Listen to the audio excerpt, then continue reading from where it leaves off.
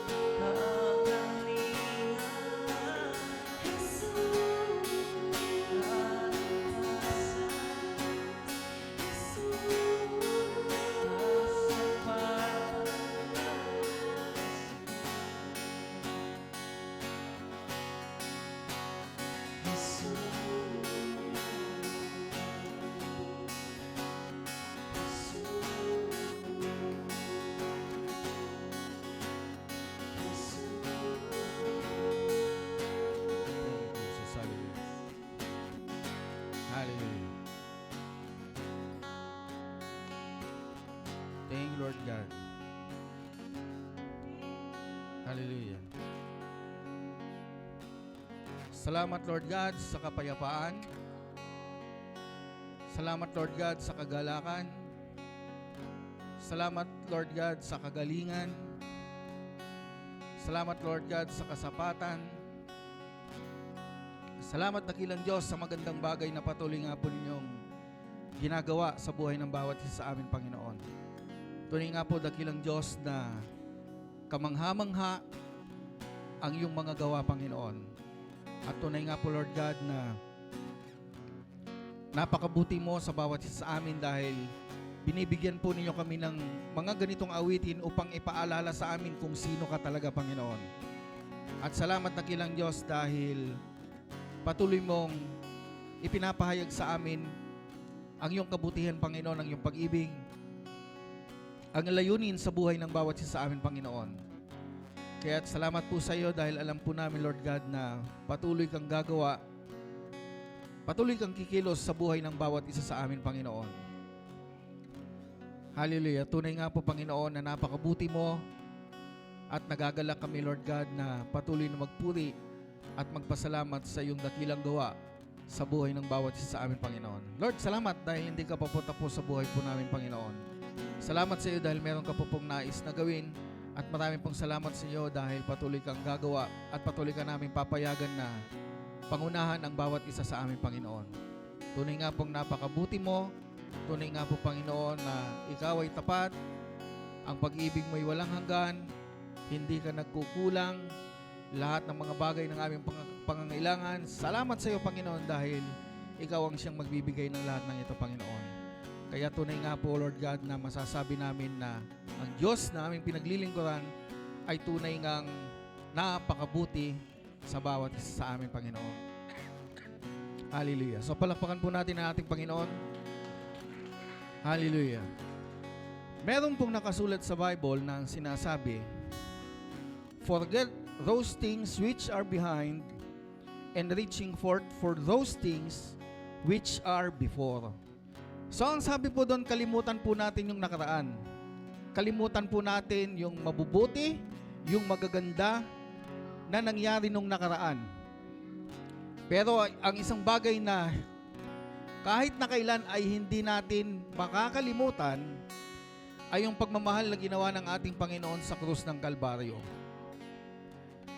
Ngayon po ay 2025 at sa mga susunod na mga panahon, ang ating ginagawa, ang ating pag-aalala dun sa ginawa ng ating Panginoong Jesucristo ay magpapatuloy. Dahil pinapakita po rito yung walang katapusang pag-ibig ng Panginoon sa buhay ng bawat isa sa atin. So nagagalak tayo dahil kung tayo man ay mawala dito sa mundong ito, meron at merong papalit pa rin doon sa mga ginagawa natin at ipapaalala na talagang mabuti ang Diyos sa bawat tao na kanyang nilikha. Kaya ito ang ating gagawin sa umagang ito, ang Holy Communion. Palagi nating alalahanin yung mga bagay na ginagawa ng ating Panginoon at gagawin pa sa buhay mo. Ang sabi po sa Philippians, hindi pa po tapos si Lord sa atin. So marami pa po siyang mga bagay na gagawin sa buhay ng bawat isa sa atin. Kaya sa pag-take po natin ng bread, lagi nating alalahanin yung katawan ng ating Panginoong Jesucristo ay hindi na baliwala nung siya ay mapako sa krus. Lahat yun merong kabuluhan. Lahat yun merong matatawag natin na ginawa niya dahil sa pag-ibig niya sa iyo at sa akin. Kaya sa umagang ito, Panginoon, aming inaalala ang iyong ginawa sa krus ng Kalbaryo at marami pong salamat sa iyo. Bagamat nakalipas na maraming taon ang iyong ginawa, ito'y mananatili sa aming puso't kaisipan dahil hanggang ngayon ay patuloy kang gumagawa sa buhay ng bawat isa sa aming Panginoon. Salamat sa katawan, Panginoon, ng aming Panginoong Jesucristo na napako sa krus para sa amin. Ating pong i-take ang bread.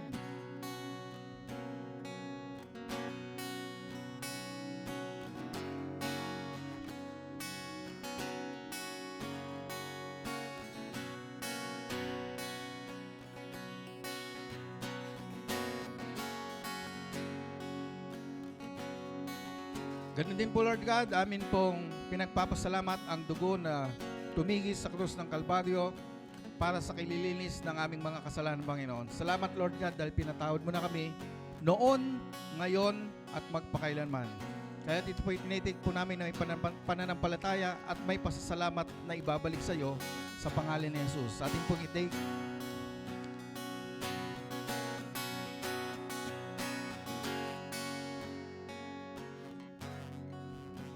muli po nating aawitin yung mga bagay na ginawa ng Diyos sa atin. Yung mga kakulangan natin sa awiting ito, pinapakita rito na siya yung nagpupuno ng lahat. So, ideklara po natin ang kagandahan loob ng ating Panginoon sa pamamagitan ng awitin nito.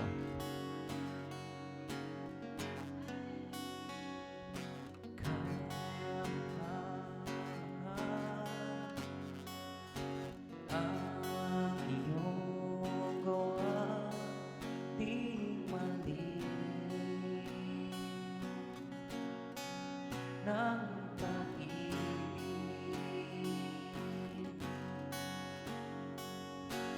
Tunay kang tapat,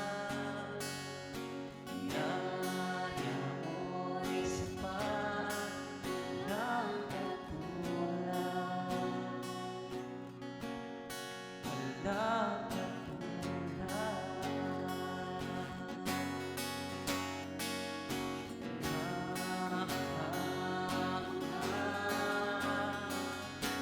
ang iyong gawa di maliri,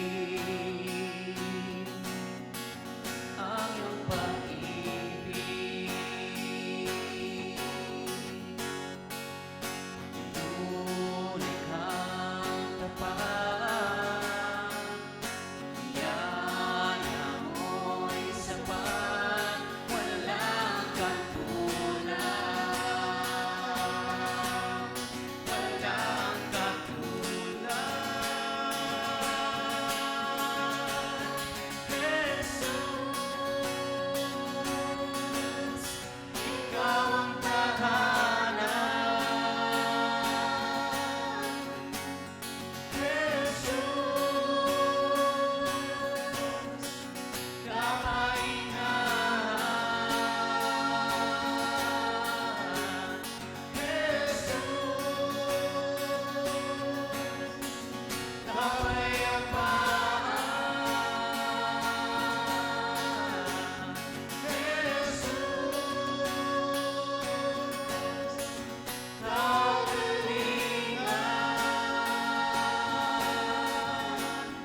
Jesus, kaligtasan.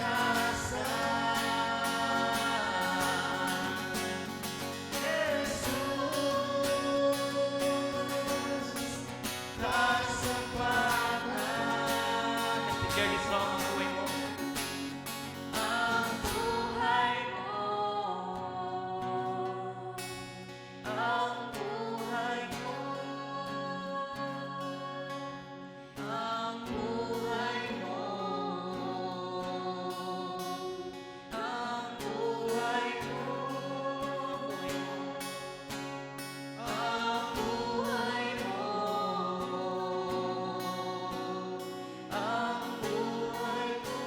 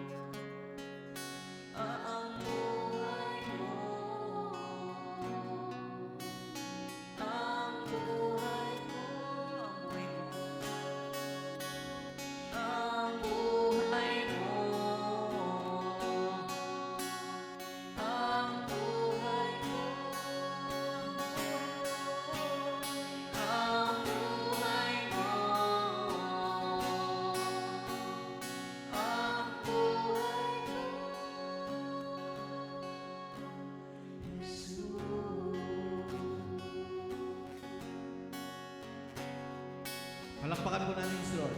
Hallelujah. Thank you, Lord God. Sabihin po ninyo sa inyong katabi, magandang buhay sa iyo. Hallelujah. God is good. And all the time, God is good. So palakpakan po natin ang music team sa isang napakagandang awitin na ibinigay sa kanila ng Panginoon. Woo! Lahat ng kulang na kay Jesus. Siya yung magbibigay ng lahat-lahat ng mga pangangailangan natin. Hallelujah. Doon pa lang sa awit, mamimiminister ka na doon sa ginawa ng ating Panginoon sa buhay ng bawat isa sa atin. Hallelujah. Muli, magandang buhay po sa bawat isa sa atin. Ngayon ay December 7. So, nalalapit na naman po ang pagtatapos ng 2025. Hallelujah. Marami pong ginawa sa atin si Lord nitong 2025. Amen. Mag-expect tayo kung ano yung gagawin ng ating Panginoon na mas mabuti sa 2026. Dahil si Lord, kung paano pinagle-level up niya ang bawat isa sa atin, ganun din naman yung kanyang ginagawa sa bawat isa sa atin, patuloy na nagle-level up. So, lagi nating pasalamatan ng ating Panginoon sa kanyang kabutihan, sa kanyang hindi magmamaliw na pag-ibig sa bawat isa sa atin. So, last week, ang naging topic po natin ay yung pong God works. Gumagawa po ang Panginoon sa lahat ng panahon. Pangit o maganda, merong ginagawa ang ating Panginoon sa buhay natin. So napakaganda pong verse ng Romans 8:28 po na yon. In bad times, in good times, palagi merong ginagawa si Lord na maganda. So lagi nating pasasalamatan ng ating Panginoon, anuman yung sirkumstansya ng ating mga buhay, pangit man yan, matatapos din yan. Yun ang mahalaga. Walang nananatili sa mundo, walang permanente sa mundo. Kahit na yung mga katabi mo, mawawala din yung mga yan. Pero hindi pa ngayon. Dahil marami pang gustong ipakita sa atin ang ating mahal na Panginoon. Marami pa siyang gustong gawin sa buhay ng bawat isa sa atin. So napakaganda at hindi pa tapos na gumawa ang ating Panginoon sa ating mga buhay. Kumbaga, siya yung nagsimula, siya rin yung magtatapos. At yung plano ng ating Panginoon sa ating buhay ay tunay ngang napakaganda at tunay nga pong mamamangha ang bawat isa sa atin dahil sa kanyang walang katulad na gawa. Hallelujah. So ang pag-uusapan po natin ngayong umaga ay patungkol naman doon sa pag-ibig ng ating Panginoon. God's love. Patungkol sa pagmamahal sa atin ng ating mahal na Panginoon. So, katulad ng mga binabanggit po natin, lahat po ng mga bagay na nakikita natin, nahahawakan, nararamdaman, lahat po yan mawawala. Pero ang salita ng ating Panginoon, ang kanyang mga pangako sa iyo at sa akin kailanman ay hindi mawawala at hindi po matatapos yung kanyang napakagandang gawa sa buhay ng bawat isa. Kilala po ninyo yan? Yung Spider-Man. Siya si Superman. Malakas. Matipuno. Pogi. Malakas. Lahat ng katangian na yan nasa akin. Pero kung titignan po natin, bagamat merong superpowers, si Superman, meron din siyang kahinaan. Alam po ba ninyo kung ano yung kahinaan ni Superman? Palibhasa yung mga kabataan ngayon, hindi na nila yata kilala yan si Superman. So para sa kaalaman ng marami, ang kahinaan ng superhero na ito ay ito. Kryptonite. Kapag meron siyang nakikita o meron siyang nilalapit sa kanyang kryptonite, yung kanyang kapangyarihan nawawala. Nanghihina. So kung babalikan natin yung mga pelikula ni Superman, lalo na yung kay Christopher Reeves noon, makikita natin na kapag ikiwinintas sa kanya ang kryptonite, asahan mo wala siyang magagawa kahit na ano. Meron siyang kahinaan. Ganon din si Wonder Woman. Mahina siya dun sa nakikita niyang yung mga mahal niya sa buhay, yung mga malalapit sa kanya, nagkakaroon ng mga aberya. Yun yung isa sa kahinaan niya. At ganon din, si Aquaman. Si Aquaman, ang kapangyarihan niya, nasa tubig.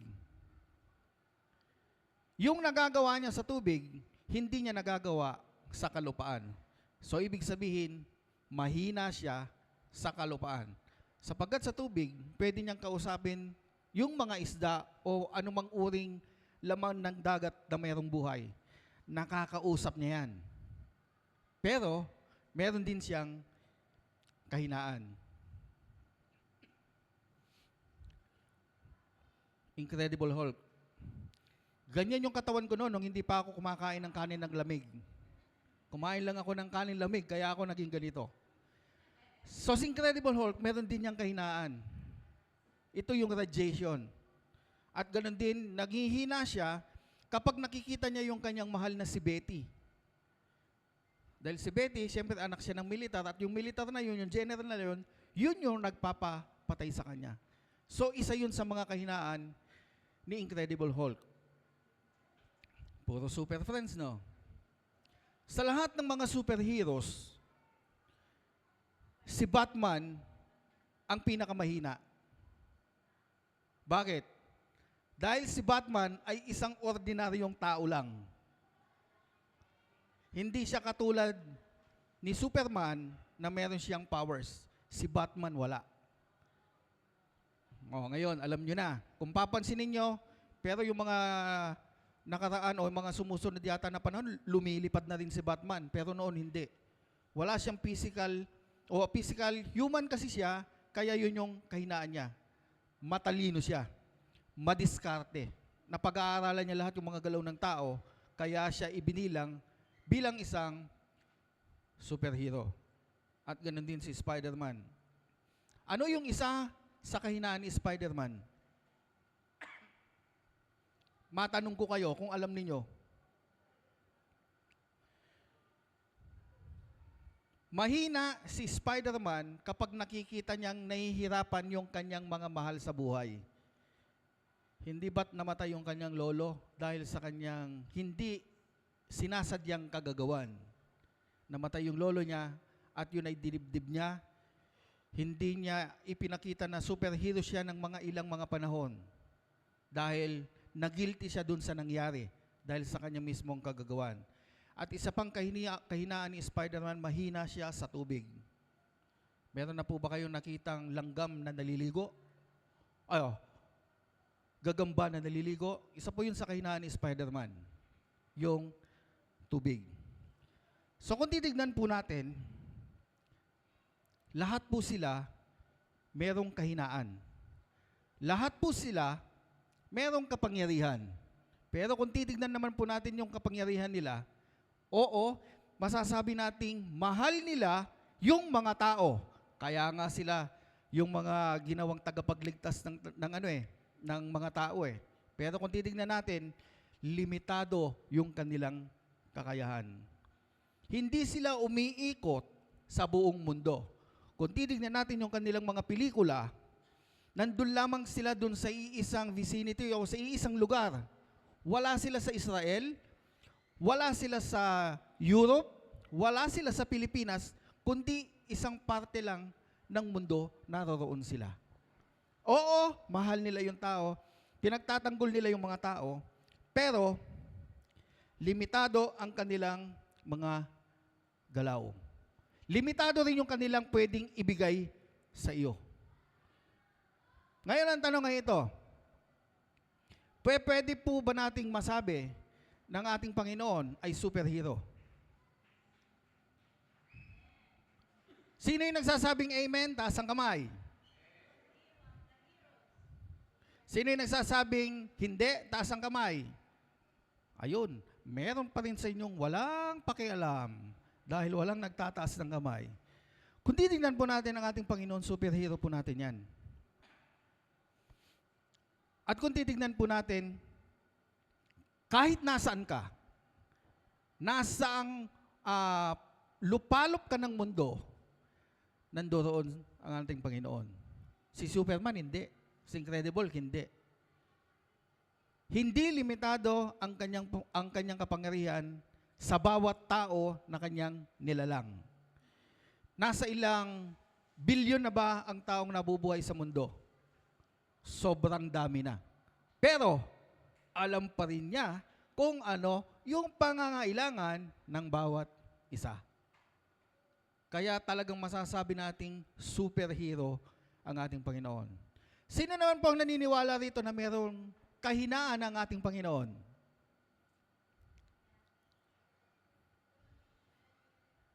Sino nagsasabing walang kahinaan ng ating Panginoon? Taas ang kamay. Sino nagsasabing mayroong kahinaan ng ating Panginoon? Taas ang kamay. Huwag niyo pong ma-misinterpret itong sasabihin ko po sa inyo. Oo, alam natin kaya ng ating Panginoon lahat. Pero meron din siyang masasabi nating kahinaan. Ano po yun? Mahal ka niya. Yun yung kahinaan niya. Kung ang ating Panginoon ay walang kahinaan, pababayaan niya tayong lahat na mapahamak sa mundo. Walang kaligtasan. Nakukuha po ninyo?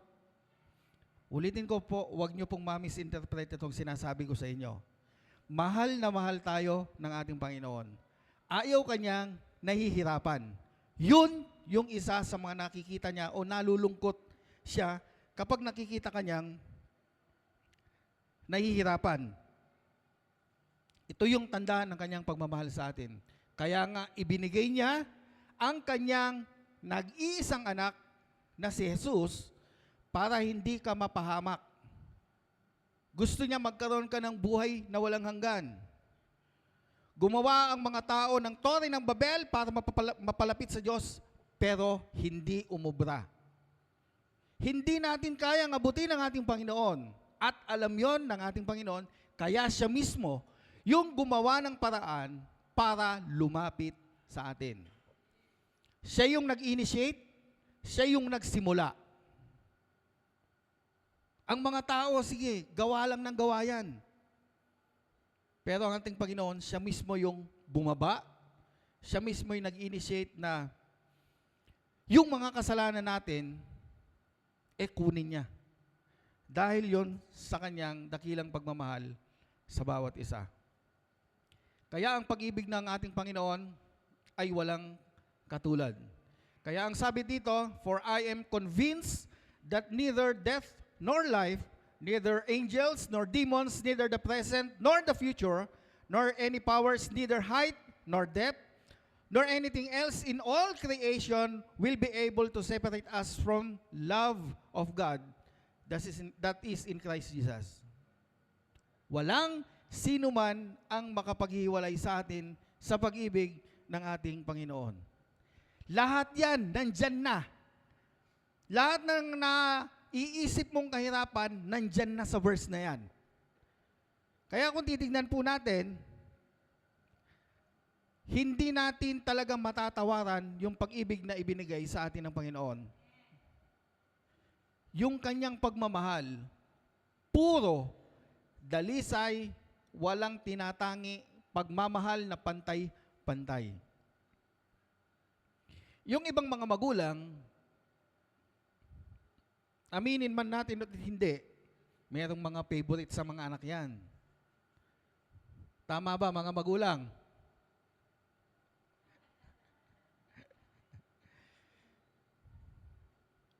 Meron yan. Imposibleng wala. Pero kung posibleng wala, salamat kay Lord dahil pantay-pantay yung tingin nyo sa mga magulang o sa mga anak po ninyo. Pero kung titingnan po natin dahil tao lang tayo, na hindi naman excuse na palaging sasabihin na tao lang tayo, ay hindi na tayo magkakaroon ng mga favorite sa ating mga anak. Kahit naman yung mga magkakapatid merong mga paborito yung kapatid yan.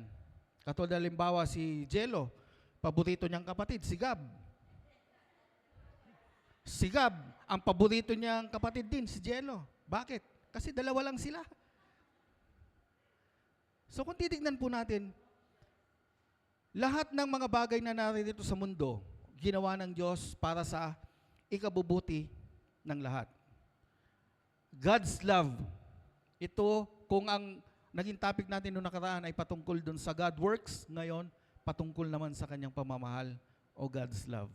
So ito yung magiging verse po natin sa umagang ito, itong Romans chapter 8, verse 38 to 39.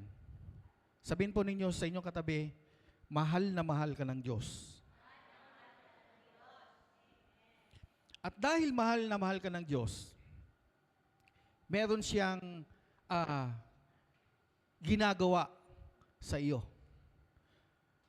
God cared for us. Ang Diyos ay nagmamalasakit sa atin. Bakit? Kasi nga, mahal ka niya eh. Saan po natin matatagpuan ang verse? Ito po ay sa Jeremiah 29 verse 11. For I know the plans I have for you, declares the Lord, plans to prosper you and not to harm you, plans to give you hope and a future. Sa ibang translation, bright future. So dahil nagmamalasakit sa ang ating Panginoon, meron siyang plano para sa buhay mo. Ano yung kanyang plano? Nais niya na mag-prosper ka. Hindi po ibig sabihin na pag narinig natin yung prosper, patungkol na ito sa pera. Kasama po ito. Pero yung prosper din po na tinatawag po dito, yung pong fruit of the Spirit, kasama po dito sa prosperity. Kindness, gentleness, etc., etc. Kasama po yun, hindi po ito nakafocus doon sa pera-pera lang. So yun yung nais ng ating Panginoon sa atin. Mag-prosper tayo sa lahat ng aspeto ng ating mga buhay. Wala nga siyang kaplano-planong saktan ka eh. Wala siyang kaplano-plano. Bagamat naririnig natin paminsan-minsan sa ating mga katabi, kapitbahay, o minsan sa ating mga kaibigan, na merong karamdaman ng kanilang lumalabas sa kanilang bibig ay, eto, pinarusahan ako ng Diyos. Binigyan niya ako ng sakit. Binigyan ako ni Lord ng karamdaman. Hindi po totoo yun. Sa realidad, ano po yung ginagawa ng doktor? Hindi ba't nagpapagaling ng may mga sakit? Ang doktor, hindi siya nagbibigay ng sakit. Kung hindi, nagpapagaling siya ng may sakit. Kaya kung titignan po natin, babasahin po natin ang Bible, Old Testament hanggang Revelation, Genesis hanggang Revelation, wala kayong makikitang nagbigay ng karamdaman o sakit ang ating Panginoon.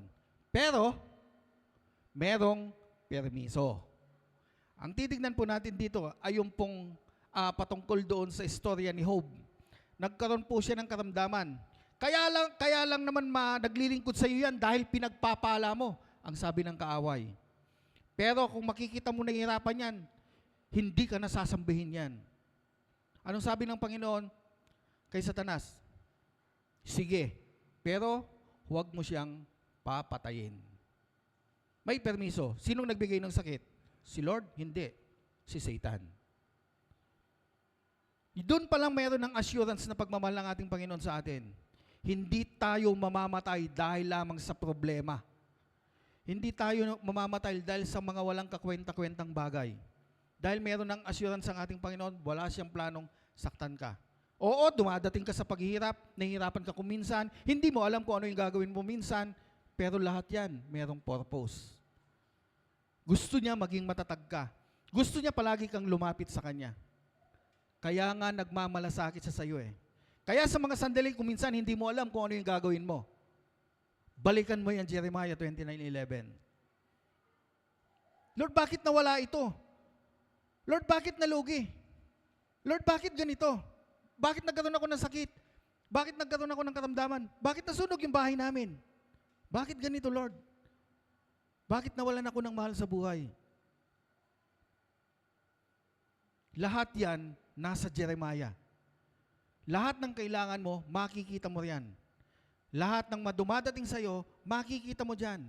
Pero lahat ng mga dumadating sa'yo, mawawala din yan. Lagi nating iisipin kapag merong sinara, merong sinarang pintuan, meron siyang dalawang bubuksan. Oo, naranasan natin yung makita natin na gumanda yung mga hanap buhay natin. Naranasan natin yan sa mga business. Naranasan natin yan. Pero bigla, di ba may dumating na trahedya? Pero ano yung ginawa ni Lord? Unti-unti, binangon din niya lahat. Yung mga kinikita, yung mga businessman and businesswoman noon, yung kinikita nila noon, maliit lang kumpara sa kinikita nila ngayon. Nag-evaluate ba yung mga businessman? Magkano ba yung kinikita noon sa kinikita ngayon? Hindi ba naging triple? Hindi ba naging doble? Hindi ba nakabili ka ng ilang mga gamit mo? Hindi ba nakapag-aral yung mga anak mo? So kung titignan po natin lahat ng bagay na nangyayari sa atin, pangit yan o hindi, o pangit yan o maganda, palagi gumagawa pa rin si Lord. Tanda ito ng kanyang pagmamahal sa bawat isa sa atin. Noong unang panahon ni Adan at ni Eva, nandun na kagad yung pagmamahal ng Panginoon. Yung biyaya nandun na. Sinabi na nga ng Panginoon, huwag kakainin ng prutas na yan. Pero dahil may free will ang tao, meron siyang kalayaang mamili ng tama at hindi, at ang napili ay hindi, doon nagkaroon ng kasalanan. Mahal na mahal sila ni Lord. Ayaw silang mapahamak. Huwag kainin ng prutas na yan. Ayaw niyang mapahamak. Pero ni ginawa ng tao. May free will tayo eh. Yun ang hindi sinakop ni Lord sa atin. Hindi tayo ginawang isang robot ni Lord. Hindi tayo ginawang merong remote control at pipindutin na lang niya kung ano yung gusto mong gawin. Hindi. Kaya nga nakakapag-decide tayo na ngayon kung ano yung mga bagay na gusto natin. Tama? Na kung minsan o kadalasan, kapag meron tayong desisyon na ginagawa, sumasablay. Nagkakamali tayo.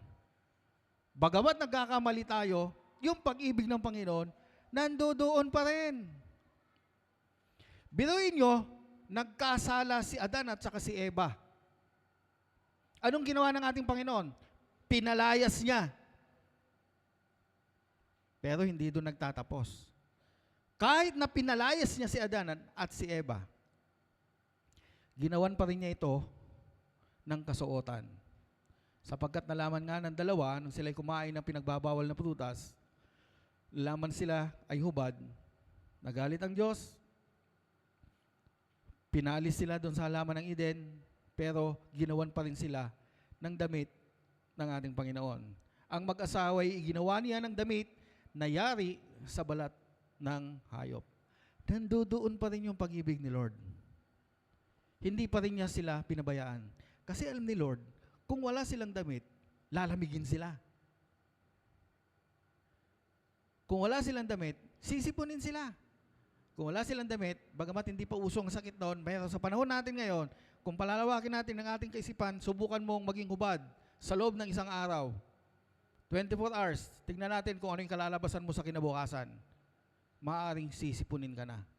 Pero yung kagandahan loob ng ating Panginoon, yung pag-ibig niya sa atin, yung pag-ibig niya saka kay Adan at saka kay Eva, ay hindi nawala. At hindi mawawala kailanman. God cares for Adam and Eve. At ganun din, ang ating Panginoon ay nagmamalasakit sa 5,000 katao. Alam ni Lord na nagugutom na yung mga tao. At alam ni Lord na kokonti rin walang mapagkukuhanan ng pagkain yung mga tao. Alam niya lahat yan. Alam niya kulang ang lahat ng mga panahon na yon. Pero ang sinasabi natin palagi, the Lord will provide, at ito nga yung ginawa ng ating Panginoon. Dahil sa kanyang pagmamahal sa mga taong sumusunod sa kanya, kahit ng ilan ay sumusunod dahil merong biyaya, o kahit ng ilan sumusunod dahil curious sila dun sa ginagawa ng ating Panginoon, lahat sila nakakain. Yung ginagawa ng Panginoon noon, ginagawa pa rin ni Lord ngayon. Hindi niya pinahihintulutan na ang bawat isa sa atin ay magutom. Kung hindi, binibigay niya lahat ng mga pangangailangan mo, physically, mentally, emotionally, siya yung lahat na nagpro-provide. Kasi siya ang ating provider. Ito yung isa sa mga ginagawa sa atin ng ating Panginoon. Siya ay nagmamalasakit sa atin. Isa pang bagay o isa pang halimbawa, kaya ang ating Panginoon ay nagmamalasakit sa akin. Alam niya kung ano yung nararamdaman mo. Alam niya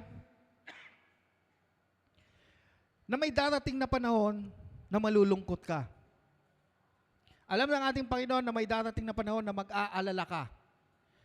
Alam ng Panginoon na mayroong panahon na darating sa'yo na hindi mo alam kung ano yung gagawin mo. Alam ng Panginoon na mayroong darating sa'yo na panahon na mapapagod ka sa lahat ng mga ginagawa mo. Alam ng Panginoon na mayroong darating sa'yong panahon na manghihina ka. Alam ng ating Panginoon na mayroong darating sa'yong panahon na magagalit ka. Alam ng Panginoon na mayroong darating sa'yong panahon na hindi mo na alam kung ano yung gagawin mo. Kaya ang sabi ng ating Panginoon,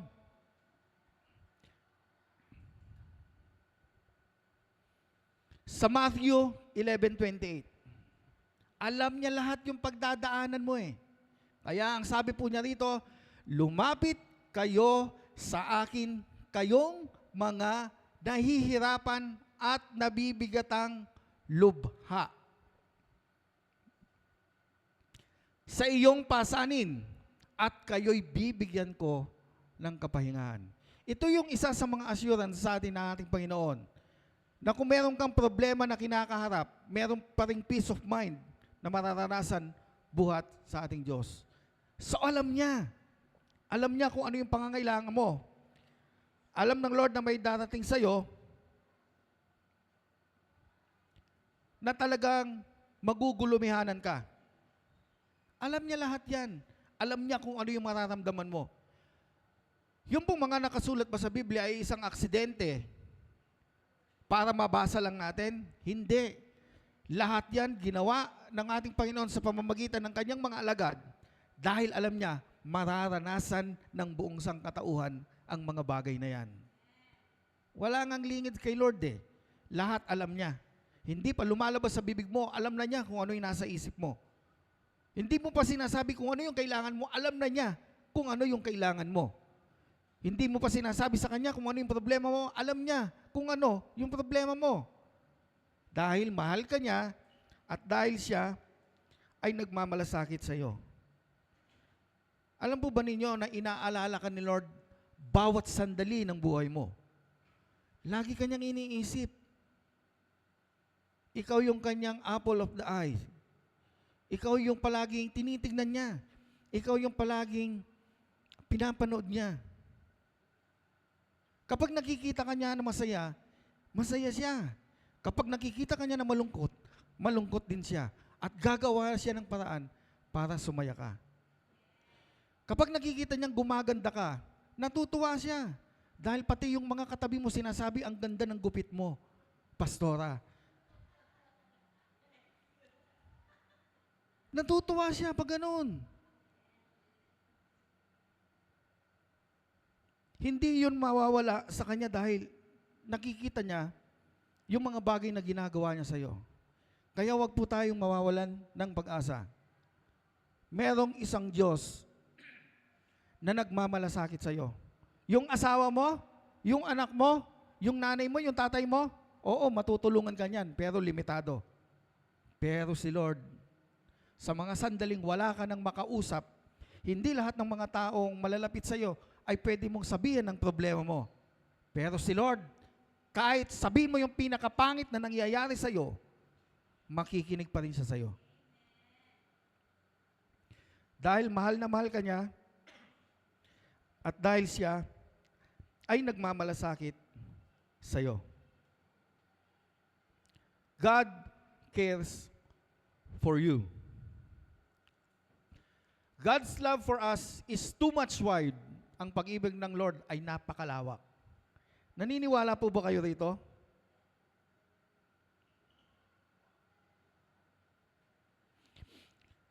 Dito matatagpuan natin kung saan nagsasabi ang ating Panginoon ng isang kwento tungkol sa walang hanggang pag-ibig. Ito ay may hahalin tulad natin sa prodigal son. Ang mensahe ng prodigal son ay hindi sa kasalanan, hindi nakafocus doon sa kasalanan na ginawa ng anak. Nakafocus po ito sa pag-ibig ng ama doon sa anak. Naniniwala po ba kayo ng lahat ng mga gusto natin ay ipinagkakalob ni Lord? Ulitin ko po, naniniwala po ba ang bawat isa ng lahat ng nais natin, lahat ng kailangan natin ipagkakalob ni Lord? Alam ng tatay yung kailangan ng kanyang anak. Kaya nung lumapit yung anak doon sa kanyang tatay at hiningi na kaagad yung mana, kahit na siya ay buhay pa, ibinigay nung tatay. Bakit niya binigay doon sa anak? Buhay pa siya. Mahal niya eh. Mahal niya. Kung tutusin, pwede niyang tanggihan. Bakit? Buhay pa siya eh. Malakas pa siya eh. Kaya pa niya eh. Pero hindi. Dahil hiningi ng anak at mahal niya yung anak, binigay niya. Ngayon, ano yung ginawa ng anak? Nagpakalayo-layo. Inubos yung kayamanan o yung mana na kanyang hiningi sa kanyang ama. Nawala lahat. Naubos, nagutom, nalungkot. At sa bandang huli, nagdesisyon na bumalik sa kanyang ama. Pero tignan po ninyo yung mentalidad po niya. Hindi siya babalik sa kanyang ama bilang isang anak. Kung hindi, babalik siya doon sa kanyang ama bilang isang alipin. Bilang isang servant. Tignan po ninyo yun, no? Kahit na balik-baliktarin mo yung mundo, anak pa rin niya yun. Pero yung nasa isip ng anak, bilang isang alipin. Dahil naisip niya kumakain ng masagana yung mga alipin ng kanyang anak. Bumalik siya sa kanyang ama at naniniwala po ako, bagamat hindi ito nakasulat sa Biblia, palagi yung kanyang tatay simula nang umalis yung kanyang anak. Araw-araw sumisilip yan. Araw-araw lumalabas sa kanyang tahanan, tinitignan doon yung daan kung babalik yung kanyang anak. Naniniwala ko ganun yung ginagawa ng tatay. Nag-try po akong i-search kung ilang araw, ilang taon, ilang buwan na wala yung anak. Nakalagay doon, walang specific na panahon kung kailan nawala yung anak. Walang specific. So, siguro kung nakakatanggap siya sa panahon natin ngayon, mga milyon, so sabihin na natin, kahit na taon na, biruin mo, taon na nawala, araw-araw pa rin siyang tinitignan ng kanyang ama, doon sa daan na kung saan siya dadaan. Yung pagtingin niya doon sa daan, yung pagtingin niya doon sa bintana, excited. Natagalang umaasa siya na babalik yung kanyang anak. Ganon din yung ginagawa natin kuminsan. Hindi pa pag nakakagawa tayo ng desisyon.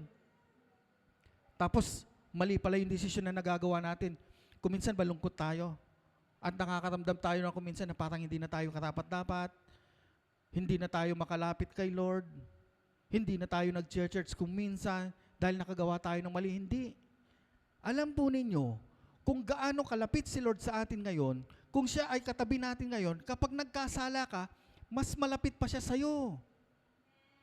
Dahil gusto niyang ipaalam sa'yo, gusto niyang ipaunawa sa'yo, gusto niyang ipadama sa'yo, na nandito pa rin ako kahit na mali yung ginawa mo. Yun yung pag-ibig ni Lord. Ganon kalawak. Hindi mo maintindihan kung ito pwede mong sukatin. Pero ang pag-ibig ni Lord, hindi mo kayang sukatin dahil ito ay napakalawak. Walang instrumento hanggang sa ngayon at naniniwala ko hanggang may tao. Hindi nila masusukat kung gaano kalawak yung pag-ibig ng Panginoon sa bawat tao. No specific time frame. Tandaan po natin yan. Katulad ng binanggit ko sa kanya, ang prodigal son, hindi ito nakafocus doon sa ginawa ng anak. Ito ay nakafocus doon sa pag-ibig ng tatay doon sa anak. Pansinin po natin, ano po yung nakikita po ninyo bagamat nakahinto ang larawang ito? Ano yung ginagawa ng ama? Una, open arms. Ano pa? Tumatakbo. So, ibig sabihin, excited na excited siya. Nandun ka pa lang sa pinakamalayo, 1 kilometro ka pa lang, nakita ka na niya. Open arms na siyang lumalapit sa'yo. Hindi siya naglalakad ng mabagal. Hindi siya naglalakad na, eto yung swail kong anak. Eto siya, babalik. Kuminsan, ang tao ganun eh. Kapag nakagawa ng mali yung anak, bahala ka sa buhay mo. Pero yan hindi. Si Lord hindi. Patakbo siyang lalapit sa'yo, open arms kanyang yayakapin. At kapag nayakap ka niya, iiyak siya. Kasi masaya siya na bumalik ka na sa kanya. Ganyan din tayo. Kadalasan tayo yung umiiyak na lumalapit sa kanya. Pero tuwang-tuwa si Lord sa atin dahil alam niya kung kanino siya o kung kanino tayo lalapit. Sa kanya lang. Tingnan niyo, umiiyak yung tatay. Ganyan tayo kamahal ng Lord. Ganyan kalawak yung pag-ibig niya sa atin. Katulad nung inawit natin kanina, yung kasapatan wala sa labas. Nasa loob. At yung tatay, wala sa loob, nasa labas. Kasi nga, inaabangan ka eh. Inaantay ka niya na dumanik. Paano niya winelcome? Hindi nakatikom ang kamay, hindi siya interesado kundi tumakbo ng mabilis. Nagmamadali, niyakap, hinalikan, binigyan ng magandang kasuotan, binigyan ng singsing, binigyan ng sandalyas, at binigyan siya ng party. Ganyan kalawak yung pag-ibig ng ating Panginoon. Ganyan kanya kamahal. Kaya kapag nagkakasala ka, huwag mong isipin na lumalayo si Lord sa iyo. Ito kasi yung mga bagay na natatanggap natin kuminsan ng pag nagkakamali tayo, nagkakasala tayo, lumalayo si Lord. Hindi. Hindi lumalayo si Lord. Lalo pa siyang lumalapit sa iyo. Lalo ka pa niyang minamahal. Lalo ka pa niyang, lalo pa niyang pinapadama sa iyo yung pagmamahal niya. So, ang ating Panginoon, ang kanyang pag-ibig sa atin ay napakalawak.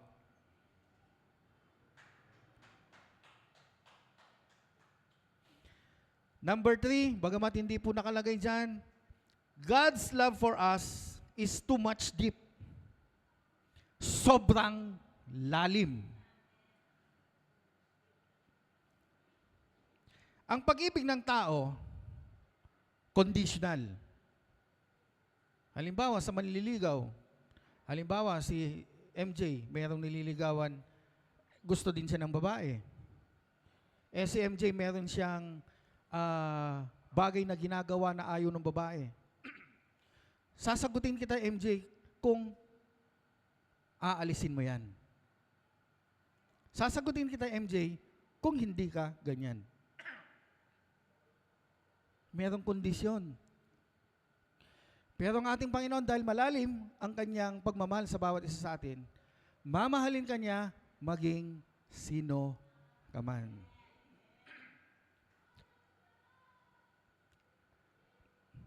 Mamahalin ka niya. Diyan sa larawan, makikita po natin na merong humalik kay Jesus. Sino po yung humalik kay Jesus bago siya ipagkanulo? Si Judas. Kung hindi mahal ni Judas, o kung hindi mahal ng ating Panginoon, si Judas, hindi niya ito patatawarin. Biriin niyo, prinidik niya Yung sasawsawan ko ng tinapay at yung pagkakaloban ko nito, ito yung magkakanulo sa akin. Alam na niya na gagawin ni Judas yun. Alam na niya. Bakit pinayagan ni Lord? Kasi yun nga yung layunin ni Jesus, kaya napunta siya rito eh. So kahit na alam na ng ating Panginoon, yung gagawin sa kanya ni Judas, ito'y matatagpan po natin sa John. At meron po doon yung washing of feet na tinatawag. So si Judas, bagamat siya ay hinudas ni Judas, minahal pa rin siya ng ating Panginoon. Ganon din si Pedro. Ilang beses po siyang tinatwa si Jesus? 3. Hayaan po ninyong basahin ko yung una, pangalawa, at pangatlo na sinabi ni Jesus. Sampantala si Pedro ay nakaupo noon sa patio. Nilapitan siya ng isang utosang babae at sinabi sa kanya, kasamahan ka rin ni Jesus na taga Galilea, hindi ba? Ngunit nagkaila si Pedro sa harap ng lahat. Wala akong nalalaman sa sinasabi mo. Sagot niya, malumanay. Ito may matatagpuan natin sa Mateo 26:69 hanggang 75. Pumunta siya sa may pintuan at nakita siya ng isang utosan na babae. Sinabi sa kanya ng naroon, ang taong ito'y kasama ni Jesus na taga Nazaret. Ito po yung pangalawang sinabi ni Jesus. Muling nagkaila si Pedro, isinusumpa ko, hindi ko kakilala ang taong yan. Kung kanina magaan, ngayon mabigat na. Pakinggan natin yung pangatlo. Makalipas ang ilang sandali, lumapit kay Pedro ang mga naroon. Sabi nila, isa ka sa mga tauhan niya, nahalata ka sa punto ng iyong pananalita. Ito yung sinabi niya. Sumagot si Pedro, parusahan nawa ako ng Diyos kung nagsisinungaling ako. Hindi ko kilala ang taong yan. Sobrang bigat. Kung yung una, light, yung pangalawa, medium, pero ito, kumbaga, extreme, masyado nang masakit. Parusahan nawa ako ng Panginoon kung ako'y nagsisinungaling.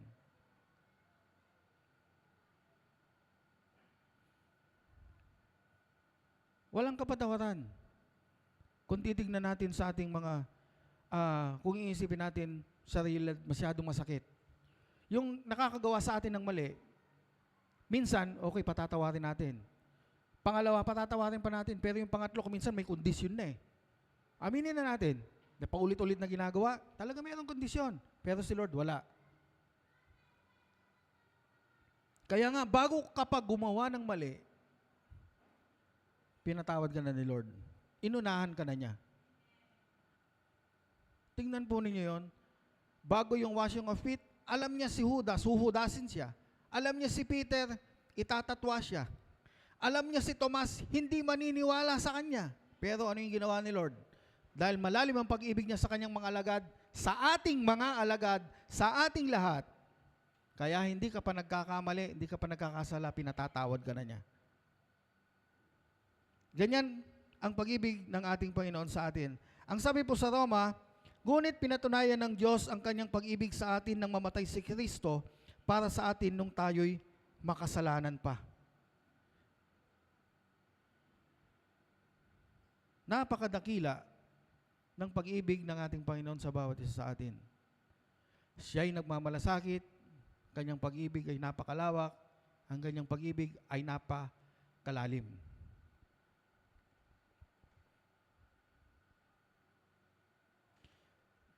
Alam po ba ninyo itong kantang ito? Bigla ko lang po itong naalala kagabi.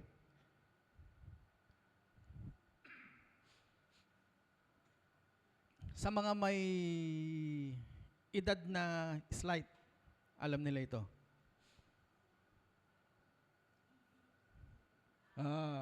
Pag-ibig ko sa'yo, totoo, ni walang halong biro, kaya sana'y paniwalaan mo ang pag-ibig kong ito. Walang ibang mamahalin kundi ikaw lamang giliw. Kaya sana'y paniwalaan mo ang pag-ibig kung ito. Hindi ba maganda yung lyrics? Panginoon, wordly yan. Panginoon, Pastor, wordly yan. Pastor, hindi natin kanta yan. Nasa biyaya na po tayo ngayon. Nasa umaawit yan. Kung papansinin po natin, kung babasahin natin, kung intindihin natin yung lyrics, parang si Lord yung umaawit sa'yo. Tapos, sa aking buhay ay walang kapantay. Aking pagmamahal, asahan mong tunay. Pag-ibig ko sa iyo ay totoo, ni walang halong biro, kaya sana'y paniwalaan mo ang pag-ibig kong ito. Paniwalaan mo yung pag-ibig ni Jesus. Paniwalaan mo, tanggapin mo yung pag-ibig ni Jesus sa iyo. Kaya ang pag-ibig ni Jesus, yung kanyang God's love sa bawat isa sa atin, siya ay nagmamalasakit, ang kanyang pag-ibig ay napakalawak, at ang kanyang pag-ibig ay napakalalim. So sabihin po ninyo sa inyong katabi, mahal na mahal ka ng Panginoon. Kaya lagi nating masasabi na God is good. And all the time, God is good. Palakpakan po natin si Lord. Huwag po niyong kalilimutan yan, ha. Mahal na mahal ka ni Lord.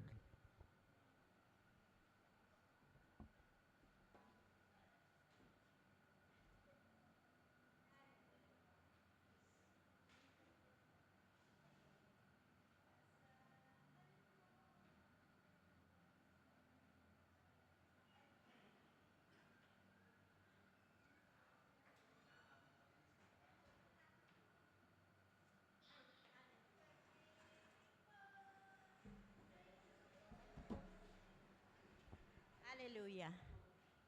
Dadako na naman po tayo sa pagbibigay. Amen? Thank you, Lord. Thank you. Salamat sa Panginoon dahil mahal na mahal tayo. Di ba po? Isishare ko lang po yung naalala ko tuloy yung kinanta ni Pastor. Nung grade 3 po ako, kinanta ko yung iyak ako ng iyak eh. Naalala ko tuloy. Ito naman po yung sa pagbibigay. Example ko lang po sa anak ko. Hindi ba po yung anak natin pag humingi? Kahit minsan naiinis ka, bibigyan mo pa rin. Kasi mahal natin yung ating mga anak. Kahit anumang ginawa ng anak natin, maging mabuti pa rin tayo. Di ba po? Kaya nga, yung anak ko ng birthday niya kahapon, sabi ko, happy birthday. Sabi ko, I love you, kahit na. Anong sabi ng anak ko? Anong kahit na? Kahit na ganun ang ugali mo, mahal na mahal pa rin kita.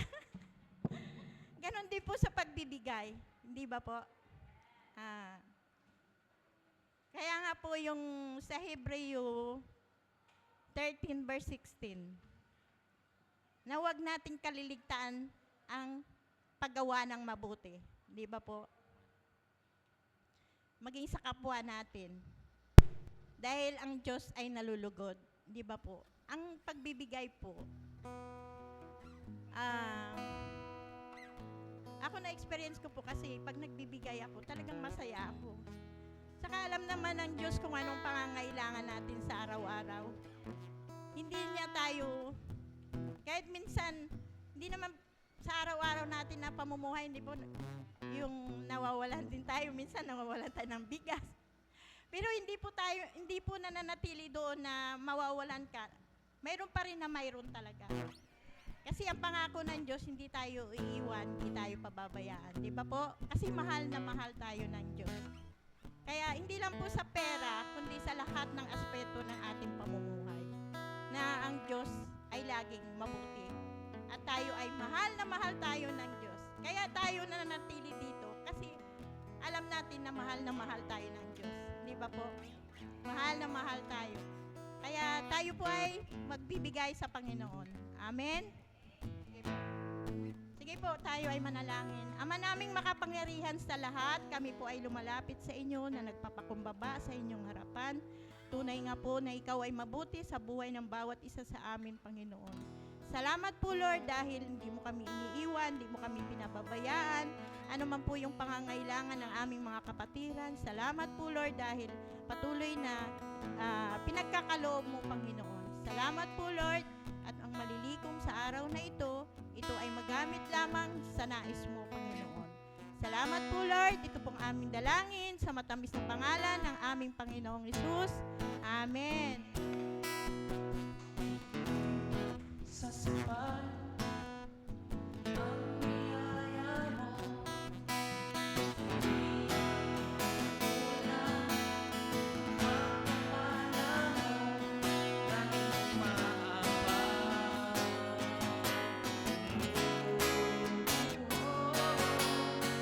Ang walang hanggan